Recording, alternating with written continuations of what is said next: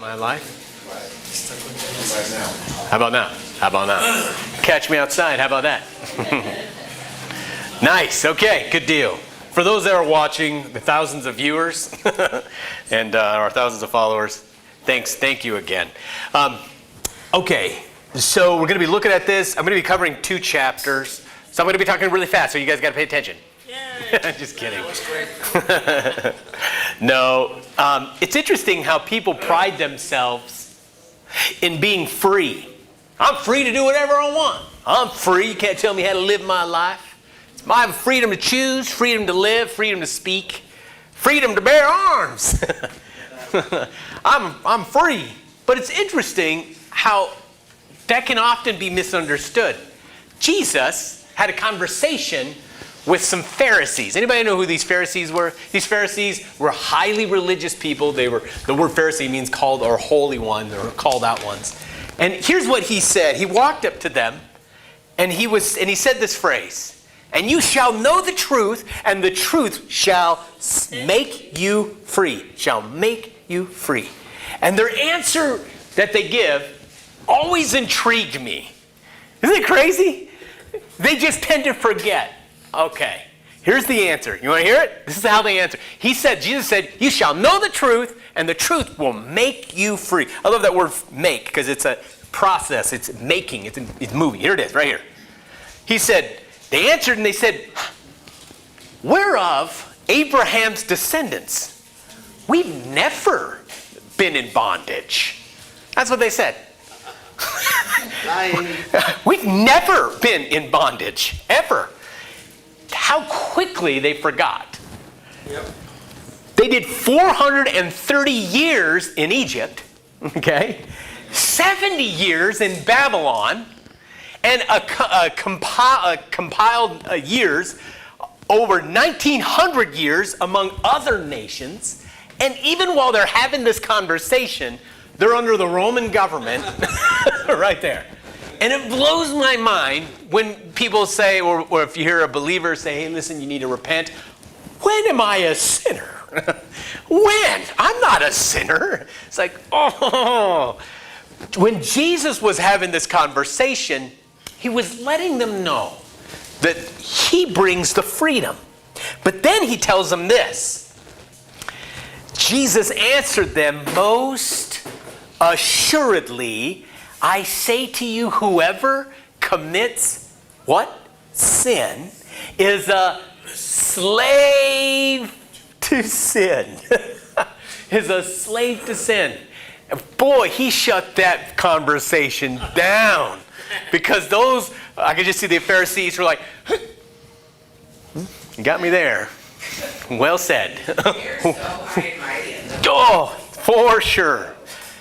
Romans, Paul echoes this. He says, "Do you not know that whom you present yourselves slaves to obey, you are that one slaves to whom you obey? For whether of sin leading to death, or of obedience leading to righteousness." You know, he also says, he went on to Ephesians, that the writer, he said, this is interesting, "In which you once walked according to the course of this world, according to the prince of the power of the air, the spirit who now works in the sons of disobedience," caramba, "among whom also were once all conducted ourselves in the lust of the flesh, fulfilling the desires of the flesh and of the mind, and where by nature we were children of wrath, just like others." You want me to read the next verse? Yes. Yeah? Because this is a heavy verse. Dude, this is heavy. You are a stinking, rotten, dirty scoundrel. You are honky-tonkin' drunken fools. Just like everyone else. And he's writing this to the Ephesians. People who were saved. Who have forgotten. Just as others. But this next verse, here it comes. Here comes the boom. "But God." Oh, it's crazy. "Who is rich in mercy, because of his great love in which he loved us, even while we were alive, doing great, having a great time, voting Republican or Democrat, whatever." No? No. Having good times? No. While we were dead in trespasses, he made us alive together with Christ. For by grace you were saved. Amen. So he gives us that and that reminder, because this is all tied to in Exodus 13. Now we go to verse 1. You ready? Here we go. So if you have a mobile device, feel free to join me. Father, this is your word, not my word. Speak to us today. Okay, we'll be looking at this. I might kind of come off in chunks, and we'll just chat a little bit about that. So here, the setting was God used Moses to lead his people out of Egypt. They had, after all, how many plagues? Just curious, see if anybody paid attention. 10 plagues, yes. 10 plagues they had left Egypt. They got their stuff. They took some of the stuff from the Egyptians because it was owed to them, and they left. How many? Roughly? Over 600,000, yes, males above 21. Just, yeah. So we're looking at roughly couple mil?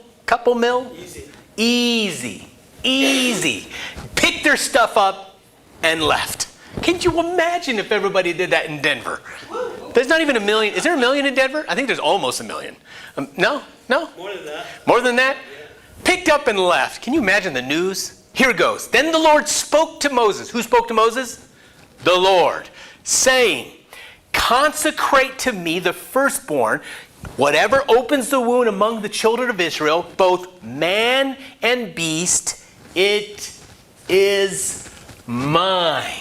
So he spared the firstborn of the plague that was the last plague. He spared them. He said, listen, you cover the lentils, the post, you don't eat of the bread, and you pray and put the blood of the spotless lamb on the doorpost of the door, and at night the angel of death will, what are we looking at? 700,000 people in Denver. 700,000 people in Denver. So we're not even pushing that. Okay, all right. And that's within, give or take, those who are documented, undocumented, whatever. But here we go. But God, just as he spared the firstborn, he said, the firstborn is mine. This is a good thing because he wanted to let his people know, I brought you out of slavery. I paid the debt for this. I want your children to be consecrated, the firstborn to be consecrated. So God wants the first. Hold your finger up and say first. He wants the best. And if we could, this is why we tend to we land on the doctrine, or this is where we kind of agreed on. You may not agree with it, but this is where I agree with it, is a tenth. A tenth, I give a tenth of my earnings to the Lord. I give it to the church. I give it to the Lord because I want to honor him first. And he says to honor the Lord with your possessions. Later on in the scriptures, you'll find out the honor the Lord with your possessions and the first fruits of your increase. And then he tells them, so that way your barns will be plenty and your vats will overflow with wine. And so he tells that in Proverbs. So really, he wanted to set this all out, and he said, listen, I want you to consecrate your children, but it goes a little bit further. Then Moses said to the people, remember this day in which you went out of Egypt, out of the house of bondage, for by the strength of the good-looking leaders who had charisma. No, that isn't what it says. It says, for out of the house of bondage, for by the strength of the hand of the Lord brought you out of this place, no leavened bread shall be eaten. On this day, going out in the month of Abib. You know what that word Abib means? You know? Spring. Abib means spring, or the spring, but it means spring. It's a Hebrew word. It was right when the beginning of the barley was about ready to spring forth.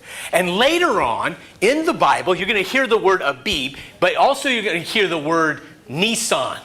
And rarely ever, when you read the scriptures, the Jews really didn't have names specifically. They didn't name them by names. They used numbers, predominantly in the 4th month of the year or the 5th month of the year. You'll hear that. It wasn't until they went into Babylonian captivity where they started to adapt the names of the of their calendar, the names. This is why you get Nisan or Abib. The names of the month were not issued until they started to adapt pieces of that pagan culture. Now, the Jewish names of the Babylonian, like Tammuz, you've heard of that, Tammuz? It's like, that's the name of their pagan gods. But we'll move forward. The Bible usually refers to specific or months of the years. And this just kind of what I'm gathering here. But the most important thing is right here. And it shall be that the Lord brings you into the land of the Canaanites, into the Hittites, and the Amorites, and the Hivites, and the Termites, and the Levanthites, and the Jebusites. I'm sorry, I added to the word. Sorry. And the Jebusites, which swore to your fathers to give you a land that flows with milk and honey, that you shall keep this service in this month. He's setting things into precedence on this month. Don't forget, consecrate your children, but also I want you to remember this feast on this month. Now, 7 days you shall not eat of bread, or on the seventh day there shall be no feast of the Lord. And there shall be a feast of the Lord. Unleavened bread shall not be eaten for 7 days, and no leavened bread shall be seen among you, nor shall be seen among you in all of your quarters.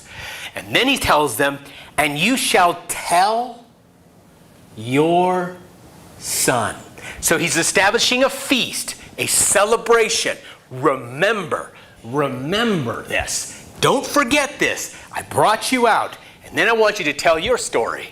Now, this is the first time the first generation has ever heard this, because first generation, hey, we were redeemed. You got to tell the story, because you got a story. And Garth has a story, and Daniel has a story, and Hilario and Alfonso and Jesse has a story, and everybody has a story that they must share to their family, to their children, how the Lord redeemed them. It's so important that we do share this with our children. Why? Because it gets lost, and His Word needs to be kept. It needs to be preserved and shared for generations to generation. And He says this, and He tells them this. He says, and tell your son in that day, saying, this was done because of what the Lord did for who? Me, when I came up from Egypt. So here we've got this thing right here, and then he's going to tell them, and it shall be a sign as a memorial between your eyes, that the Lord's law be in your mouth, for the strong hand of the Lord is brought out, for the strong hand of the Lord has brought you out. Now, you're probably thinking, okay, why is this important? Well, look at this phrase right here. I just want to kind of mention this right here. This word right here, sign, talks a little bit about this. If you were to kind of do some a little more in depth, is where they took, and this shall be a sign as a memorial between your eyes. You ever seen these little cute, adorable boxes? Yes. Yeah. Well, this is what the Jews, actually, they have consecrated 4 sections of scriptures, and they have put them on little tiny parchments, put them in a little tiny adorable little box, and they have taken this and they will wrap it around their head, right here and right here, and then they've also taken these little straps, and they'll wrap it around on their left hand and around their thumb and on their forefinger, and they'll call this is actually prayer. It means tefillin. Tefillin means prayer. And later on down the road, the word kind of evolves and changes. But here is what here's what the scrolls of these little tiny prayers are inside those boxes. Exodus 13, what we're reading right now. Right now, this is what is inside one of those scrolls. Exodus 13, 11 through 16. Deuteronomy chapter 6, verses 1 through 4, or 4 through 9. And then in Deuteronomy 11, 15, and 21. Now, these 4 separate parchments were actually placed in leather, and they were strapped to their heads. And the men would put this on their heads every single day that they would pray in the mornings when they would pray. Now, if you've done a little bit of research, they believe that they took it quite literal. We're going to take what you said, and we're going to stick it right here in the middle of our eyes. We don't look weird at all. Not at all. And really what they were trying to get to is that there was something that they had to, if you kind of study this, they have very old documentation, and the oldest documentation that we have is actually the documentation that dates well back into the Babylonian age, which possibly could mean that God was talking about this figuratively. So we'll talk about that here in a second. And you shall therefore keep this ordinance in the season from year to year. So he's establishing it. And when it shall be, when the Lord brings you into the land of the Canaanites that he swore to you and your fathers, and to give it to you, you shall set it apart to the Lord, all that with open of the womb, all that opens the womb. That is, every firstborn that comes from you of the animal, and all the males shall be the Lord's. Because it makes it only seems right? He spared all of the firstborn. And this is where we tend to forget as believers in Christ that we were bought with the blood of Jesus Christ as a believer. So he wanted us to consecrate. So one, he wants to consecrate a donkey. Not a donkey because it was unclean, but you had to offer a first fruit or like a lamb. You were to consecrate if it was a firstborn lamb, but also your son. Now, what do you mean? I got to consecrate my son. I got to take it and lay it down before the altar and offer it as a sacrifice? Absolutely not. But you know what? God hated that because all of the other cultures did that. They would kill their firstborn child in order to please their gods. God said, no, I'm going to spare your firstborn from my judgment, and I want you to consecrate them to me. Just consecrate. So really what they would do is they would take 5 shekels, and then when their son was born, they would take 10 witnesses or 10 of their homies. They would walk up to a rabbi, and the rabbi would ask, do you want to keep your money or do you want to keep your child? That's what they would say. It was a ceremonial thing, what they would say. Do you want to keep your money or do you want to keep your child? And of course the parent, a healthy parent, would say, yes, I want to keep my son. Yes, I want to keep my child. And that's what they call a pidyon haben. That's about as Hebrew as we're going to get. And really it means the redemption of the son. So God redeemed children while others wanted to kill their firstborn. It's a very kind of a serious, somber looking at it, where God was trying to establish. And then he moves on, and it came to pass.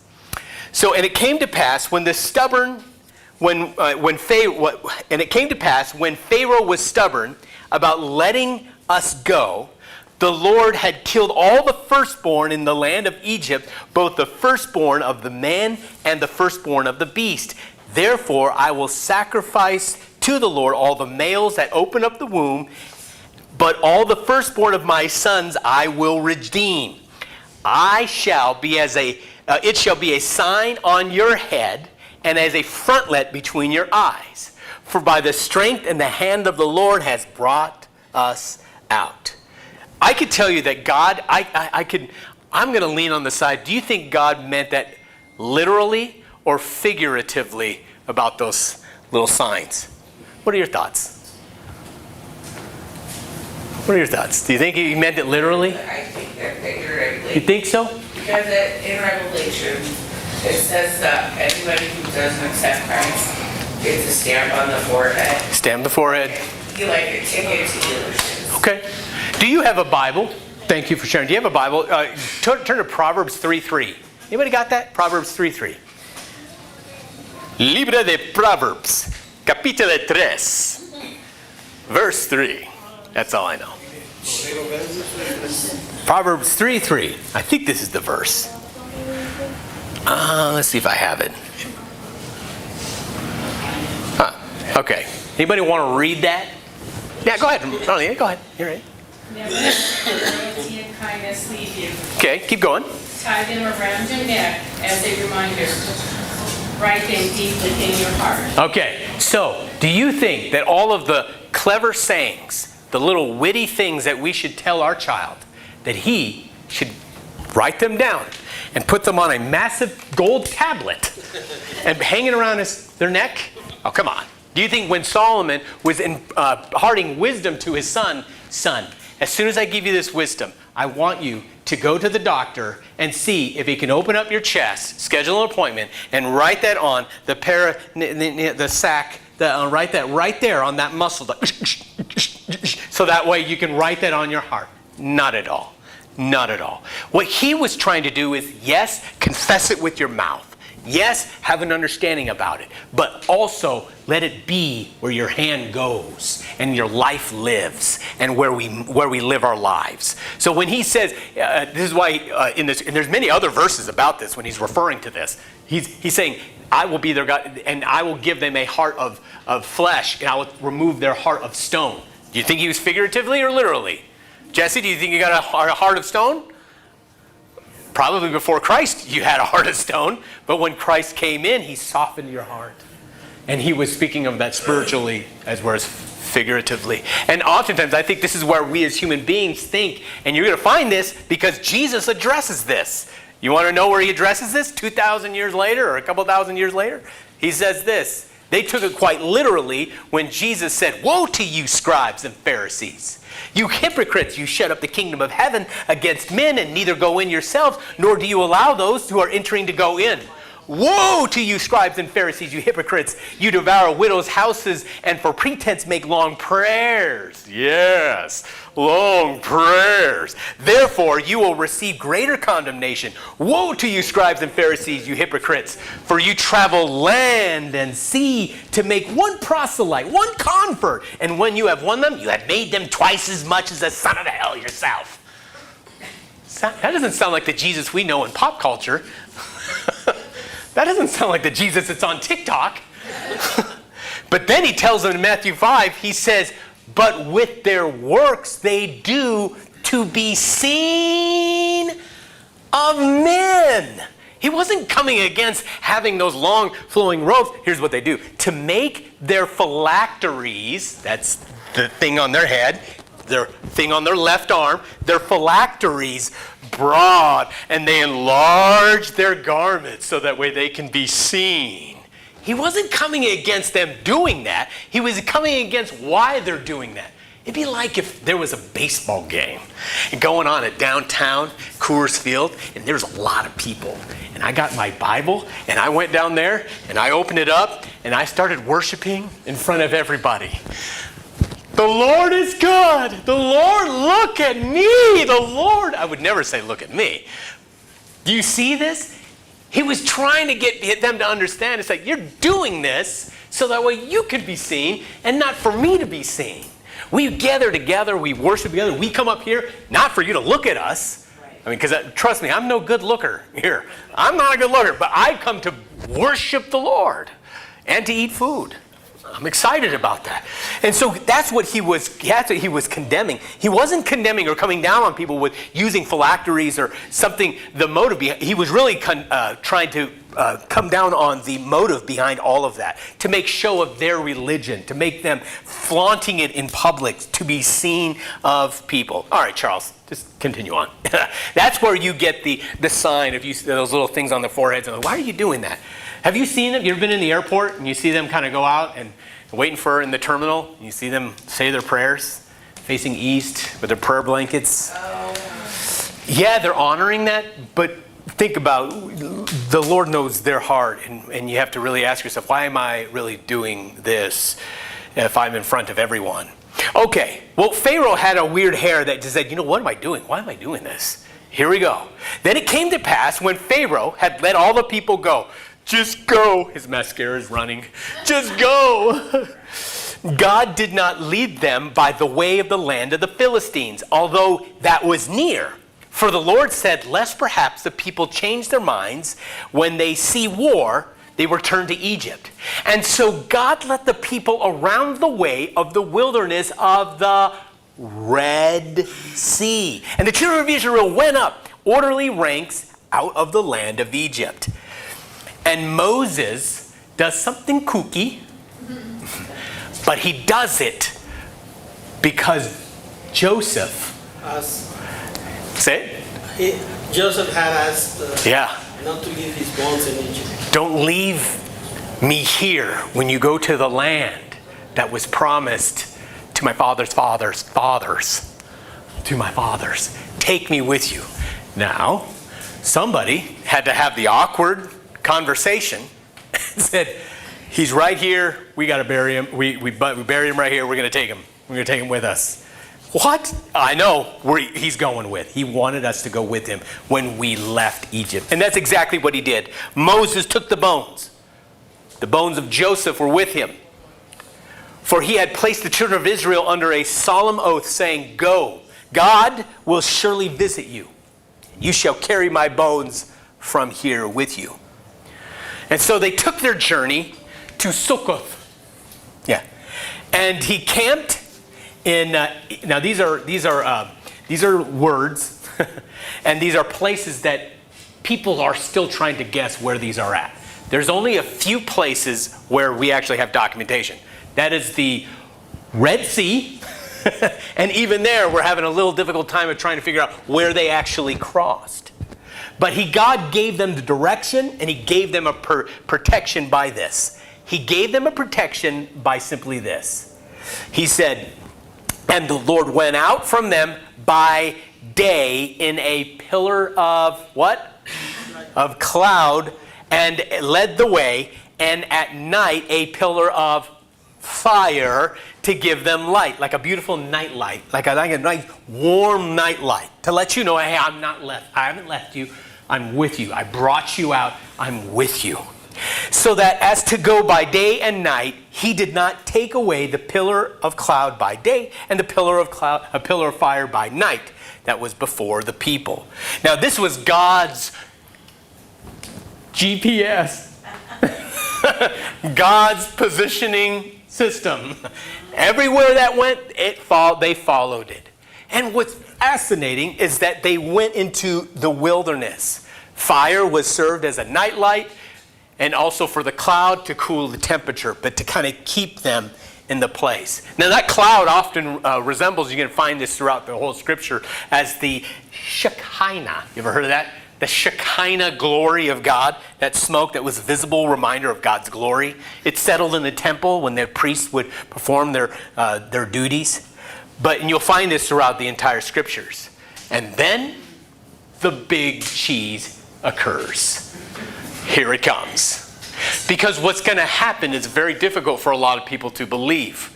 So people will try to dumb down or discount, well, where they were walking, it was only 6 inches of water. I'm like, okay, perhaps 6 inches. But let's just say this. The scripture says they drowned an entire army in 6 inches of water. That's pretty good as a miracle of God. That's pretty good. God's like, 6 inches of water, please. It's nothing for me. Now the Lord spoke to Moses, saying, speak to the children of Israel, that they turn and camp before Pi-Hahiroth, between Migdol, the sea opposite of Baal-zephon, and you shall camp before it in the sea. For Pharaoh will say to the children of Israel, they are bewildered by the land, and the wilderness has closed them in. He's saying, listen, it's going to overtake them. Then I had hardened Pharaoh's heart, so that way he will what?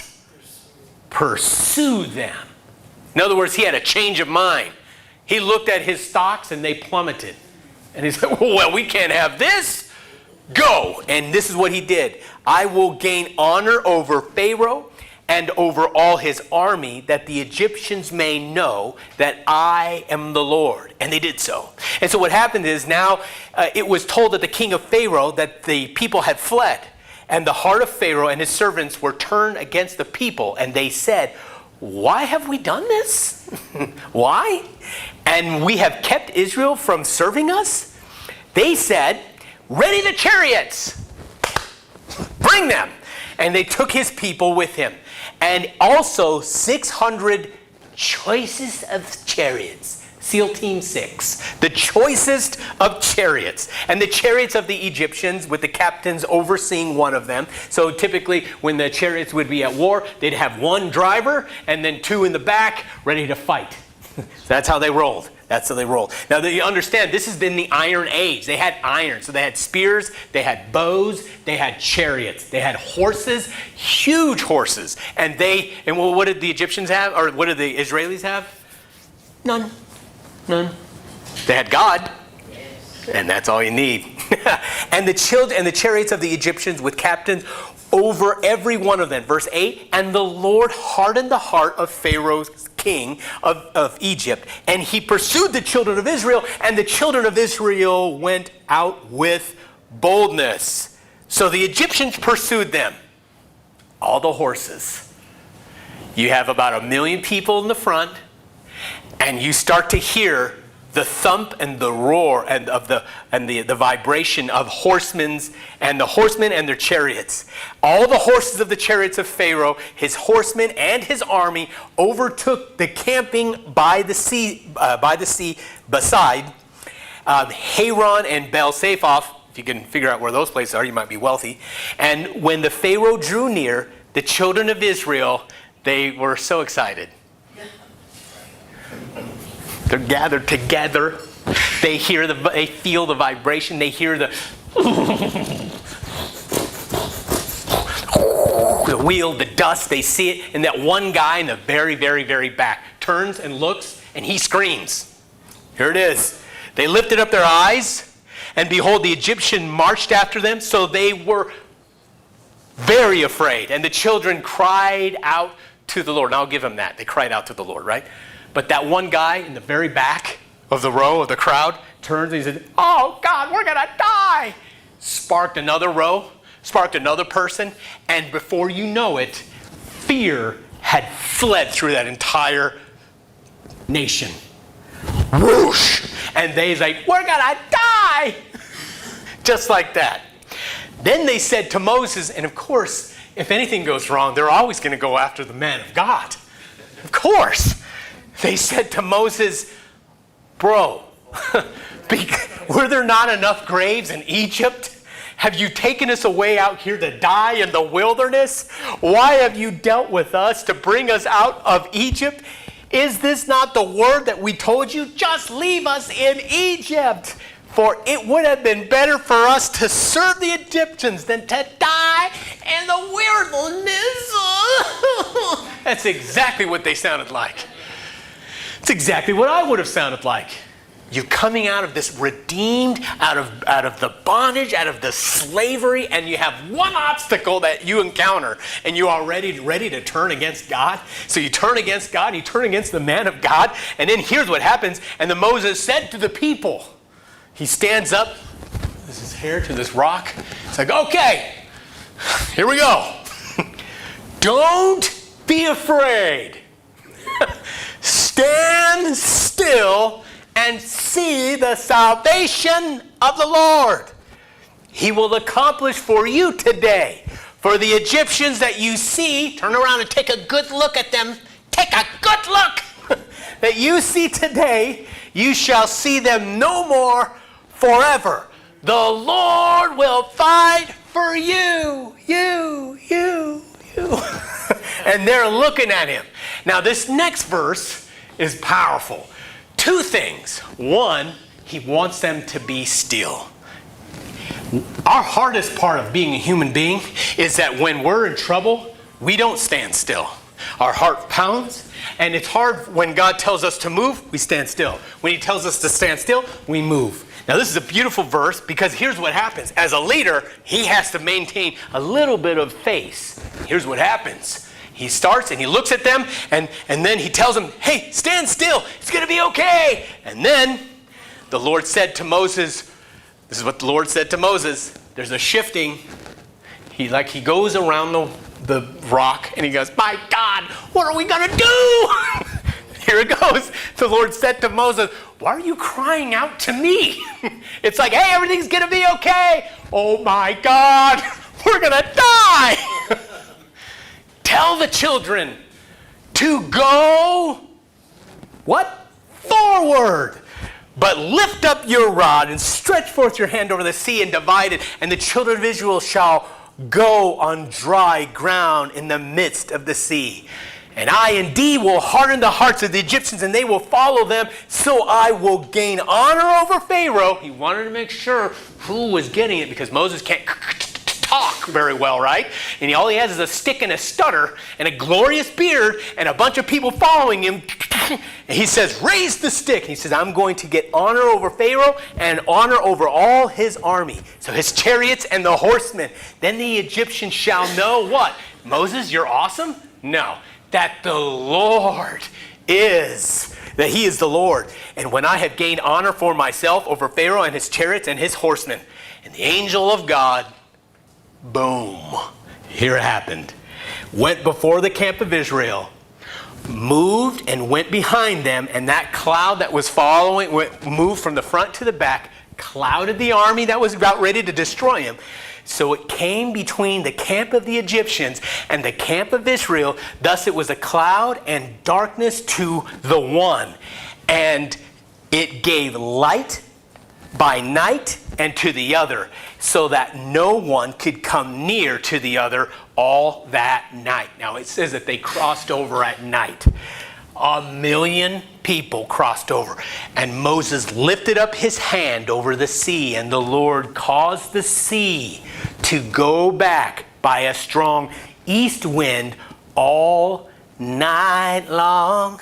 All night long, all night, and made the sea into dry land, and the waters were divided. So the children of Israel went into the midst of the sea on dry ground, and the waters were a wall on one side, to the right hand, and on to the left. And you know there was some trout bum walking up to that wall and said, look at this. No, he didn't. Maybe. I don't know. That's how my mind thinks. Work with me. I am what you get. Here it is. And the Egyptians pursued and went after them in the midst of the sea, and all Pharaoh's horses and chariots and his horsemen. Now it came to pass in the morning watch, the Lord looked down upon the army of the Egyptians through the pillar of fire and the cloud, and he troubled the armies of the Egyptians, and he took all their chariot wheel, and it took off all their chariots of the wheels, and so that it drove them with difficulty, and all those that drove them with difficulty. And the Egyptians said, let us flee the face of Israel, for the Lord fights for them against the Egyptians. And then, of course, the waters returned. They followed in, they had trouble, took off the wheels, and then the waters came in. Boom! Came in, covered the chariots and the horsemen, and all the army of Pharaoh, and all 6 inches of water came down on them. And Pharaoh that came into the sea after them, not so much as one of them remained. But the children of Israel had walked on dry land, in the midst of the sea, and had the waters were a wall on the right and on the left. And so the Lord said, and this is the final verse, and so the Lord had saved Israel that day out of the hand of the Egyptians. And Israel saw the Egyptians dead on the seashore. Thus Israel saw a great work which the Lord had done in Egypt, so that the people feared the Lord. I would fear the Lord. Seriously, if he can drown somebody in 6 inches of water, a horse and a chariot, I wouldn't mess with that. Believed the Lord and his servant, and believed the Lord and his servant Moses. You know, we tend to get in these places where we think God has left us. Has God left us? Has God forsaken us? But if we trust the Lord and what he wants to do with our lives, he'll lead you. He's given us verses like, trust in the Lord with all your heart. Lean not on your own understanding, but in all your ways acknowledge him, and he will direct your path. Here, your schools, we're going to start, our young people are going to be going back to school. And you're going to think, there is no way that this story, one, could be true. But we have documentation, historical documentation. Just a few years ago, I was trying to find this article, but it was buried. Number one, they found a large swath of iron and chariot wheels at the bottom of the Red Sea. The bottom of this Red Sea. And documented this could possibly be. Good.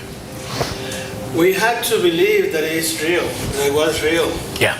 It was probably about 4,000 years ago. And we had to believe because something more amazing is about to happen. Yes. That happened about 4,000 years ago. We are, I don't know, months or years from this happening again in a much greater, more amazing things Yeah. are going to happen. Yeah. So if we don't believe this, how can believe when we got the instruction of the revelation, go do this or do that? For what? Am I going to be taken through the air? Yeah. It's very, very true. Very, very true. So we share the story with all our young people. Just check me out here. I know I'm not like the Rizzler or somebody famous. Okay. All of our young people. But just give me about 2 seconds. 2 seconds. You're going to go back to school, and there's going to be a lot of pressure. That's Pharaoh. That's Pharaoh. And you're going to feel like you're just being weighted down like the Jews under the bondage. But I want you to know that the Lord is with you. And so we're in just a few minutes, we're going to ask you to just kind of gather up in prayer here in just a minute. We want to pray over you. And for you, you're probably thinking this is going to get real awkward. Absolutely, it will be. But we want to give every single one of you this little journal so you can write down maybe your thoughts and your prayers.